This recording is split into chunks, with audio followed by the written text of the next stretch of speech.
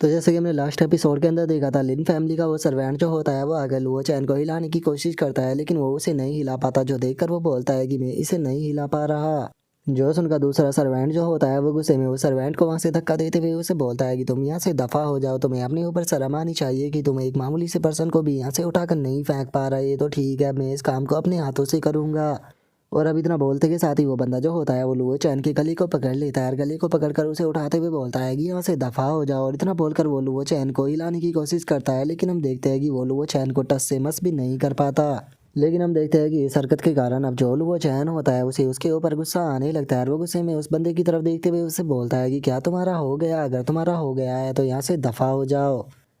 और अब लुओ चैन की इस बात को सुनते के साथ ही उस बंदे को भी बहुत ही ज़्यादा गुस्सा आने लगता है और वो गुस्से में चिल्लाते हुए बोलता है कि नहीं, मुझे इस बात के ऊपर बिल्कुल भी यकीन नहीं है कि मैं इस बंदे को इसकी जगह से टस से मस भी नहीं कर पा रहा हूँ। ऐसा आखिर कैसे हो सकता है? और वो ये बंदा बोल ही रहा होता है, तभी जो लुओ चैन होता है वो गुस्से में चिल्लाते हुए उन लोगों से बोलता है कि तुम लोगों का बहुत देर से हो गया है, तो इसीलिए अब तुम सभी लोग जो है वो यहाँ से दफा हो जाओ। और इतना बोलते के साथ ही जो लुओ चैन होता है वो अचानक से अपने पैर को ज़मीन पर देकर मारता है। और अब लुओ चैन के ऐसा कहने के कारण अचानक से जमीन से बहुत ही ज्यादा प्रेशर निकलने लगता है, जिस कारण वहाँ पर खड़े हुए सभी सर्वेंट जो होते हैं वो भी हवा में उड़ते हुए काफी दूर जाकर गिरते हैं। जिस कारण वहाँ पर खड़ा हुआ एक और सर्वेंट जो होता है वो काफी ज्यादा हैरान हो जाता है और हैरान होते हुए बोलता है कि आखिर ऐसा कैसे हो सकता है।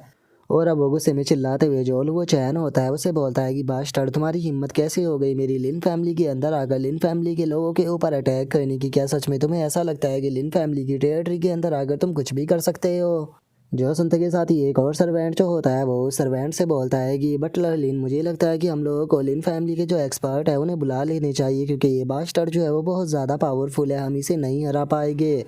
जो सुनते के साथ ही वो सर्वेंट जो होता है वो दूसरे सर्वेंट से बोलता है कि इस टाइम पर बहुत सारे लोग जो है वो हमें यहाँ पर देख रहे हैं, तो इसीलिए हम लोग जो है वो इस तरह के एक्शन को नहीं ले सकते हैं, क्योंकि अगर हम लोगों ने इस तरह के एक्शन को लिया तो ये चीज़ जो है वो हमारी लिन फैमिली की रेपुटेशन को भी डैमेज कर सकती है। और इतना बोलकर वो सर्वेंट जो होता है वो अपने मन में सोचता है कि ऐसा नहीं है कि मैं इस बास्टर्ड को सबक नहीं सिखाना चाहता हूँ। असल में जो सेकंड यंग लेडी है वो इस पैलेस पर आई हुई है जो कि इस चीज़ को देख रही है, तो इसीलिए मैं नहीं चाहता हूँ कि वो हमारे कारण यहाँ पर डिस्टर्ब हो जाए। क्योंकि अगर जो सेकंड यंग लेडी है वो डिस्टर्ब हुई तो हो सकता है कि इस चीज़ का सारा ब्लेम जो है वो मेरे ऊपर आ जाए, और बेफालतू के मैं इस तरह के पर्सन के लिए अपने ऊपर रिस्क जो है वो नहीं लेना चाहता, क्योंकि इसे तो मैं बाद में भी मज़ा जो है वो चखा सकता हूँ। और लिन फैमिली का वो सर्वेंट इस बात को सोच ही रहा होता है, तभी एक और सर्वेंट जो होता है वो चिल्लाते हुए वो सर्वेंट से बोलता है कि सर, क्या आप चाहते हो कि हम लोग जो है वो इसे यहाँ से ऐसे ही जाने दें, जबकि इसने यहाँ पर इतनी ट्रबल को क्रिएट किया? नहीं, हम लोग ऐसा नहीं करेंगे।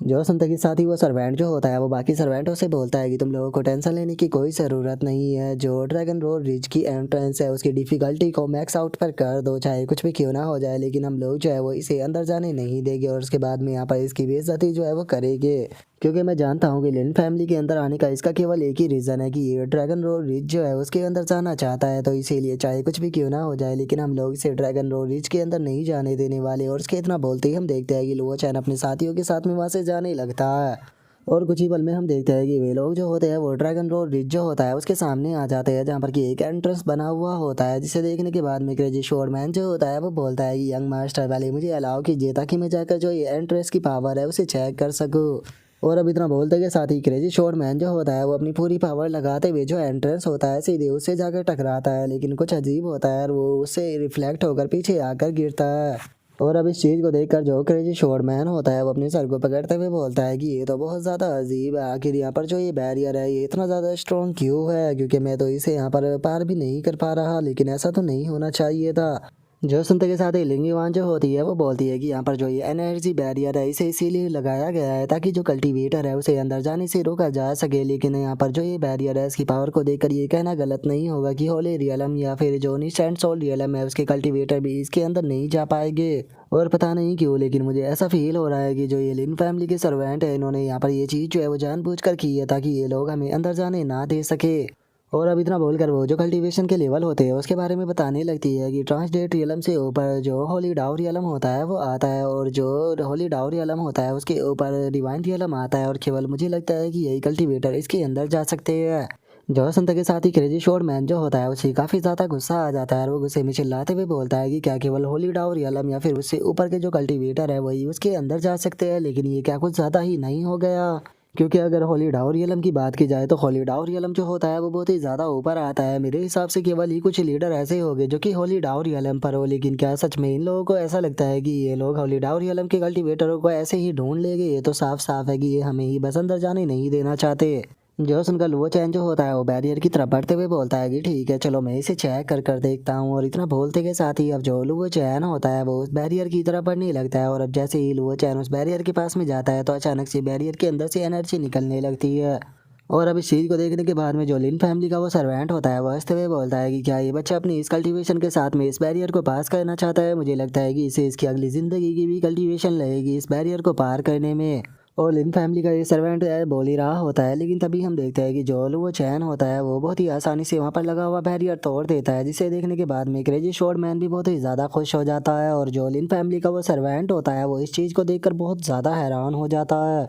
जिसे देखने के बाद में अब एक लिन फैमिली का सर्वेंट जो होता है वो दूसरे सर्वेंट से बोलता है कि बटलर लिन, क्या आपने देखा कि इस बच्चे ने यहाँ पर लगा हुआ जो बैरियर था उसे तोड़कर उसके अंदर चला गया, लेकिन आखिर ऐसा पॉसिबल भी कैसे है? जो सुनते के साथ ही अब जो वो लिन फैमिली का सर्वेंट होता है वो भी अपने मन में सोचता है कि सच में ये बच्चा जो है वो बिल्कुल भी ऑर्डिनरी पर्सन नहीं हो सकता। अब मुझे समझ में आया कि आखिर ये मेरी लिन फैमिली को बिल्कुल भी इज्जत जो है वो क्यों नहीं दे रहा था। और अब इतना सोचते के साथ ही वो सर्वेंट जो होता है वो दूसरे सर्वेंट को ऑर्डर देते हुए बोलता है कि ठीक है इसके लिए यहाँ पर जो प्रेशर है उसे और भी ज़्यादा बढ़ा दो। जो सुनकर वो भी ओके बोल देता है, जिसके बाद में हमारा व्यूल वो चैन के ऊपर आ जाता है। और अब जो लिंग युवान होती है वो अंदर आने के बाद में जोल वो चैन होता है उसे बताती है कि जो तुम्हारे सामने वो माउंटेन मौजूद है उसे ही ड्रैगन रोड रिज जो है वो कहा जाता है। और ऐसा बताया जाता है कि जो ड्रैगन रोड रिज था वो यहाँ से बिलोंग नहीं करता बल्कि किसी दूसरी जगह से यहाँ पर आया था। और ऐसा भी कहा जाता है कि अगर तुम जो ड्रैगन रोड रिज है उसके यहाँ पर जो लोकेशन थी जिस जगह से वो आया था, अगर तुम इस चीज़ का पता लगा लेते हो तो तुम्हें बहुत ही ज़्यादा अपॉर्चुनिटी जो है वो प्राप्त हो सकती है। लेकिन इसके बारे में ऐसा भी कहा जाता है कि जो रियल अपॉर्चुनिटी है वो केवल तभी मिलती है जब तुम एक रियल ड्रैगन को यहाँ पर देखते हो। और इन चीज़ों की शुरुआत जो थी वो उस टाइम पर हुई थी जब एक पर्सन को यहाँ से क्वासी एम्पर वेपन जो था वो मिला था, जिसके बाद में यहाँ पर बाकी के जो कल्टीवेटर होते उन्होंने भी आना स्टार्ट कर दिया, जिस कारण यहाँ पर बहुत ही ज़्यादा कल्टीवेटर जो थे वो आने लगे और अपने लक को आजमाने लगे। और उसके इतना बोलते के साथ ही अचानक से हम देखते हैं कि वहाँ पर एक फ्लाइंग कैरेज जो होती है वो आने लगती है। और हम देखते हैं कि उस फ्लाइंग कैरेज के ऊपर हेमनली किंग का फ्लैग जो होता है वो लगा होता है, जिसे देखने के बाद में वहाँ पर खड़े हुए लोग चिल्लाते हुए बोलते हैं कि उस कैरेज के ऊपर तो हेमनली किंग का फ्लैग लगा हुआ है, ऐसा लगता है कि जो हेमनली किंग है वो यहाँ पर आ रहे हैं। जो सुनकर एक और बंदा जो होता है वो बोलता है कि यकीन नहीं होता कि जो ड्रैगन रोर रिज है उसने यहाँ पर हेमनली किंग का भी अट्रैक्शन जो है वो अपनी तरफ कर लिया। जो सुनकर एक और बंदा बोलता है कि अगर हेमनली किंग यहाँ पर आ रहा है तो इसीलिए मुझे नहीं लगता कि हम लोग को अब यहाँ से कोई भी बेनिफिट जो है वो मिल पाएगा। और अब उन लोगों के इतना बोलते के साथ ही हमारा आज का एपिसोड जो होता है वो यहीं पर ही कंप्लीट हो जाता है। तो नेक्स्ट एपिसोड के अंदर देखिए कि आगे क्या होता है। अगर आप लोगों को वीडियो अच्छी लगी हो तो लाइक करना, चैनल को सब्सक्राइब करना। मैं मिलता हूँ नेक्स्ट एपिसोड में, तब तक के लिए बाय बाय गाइस।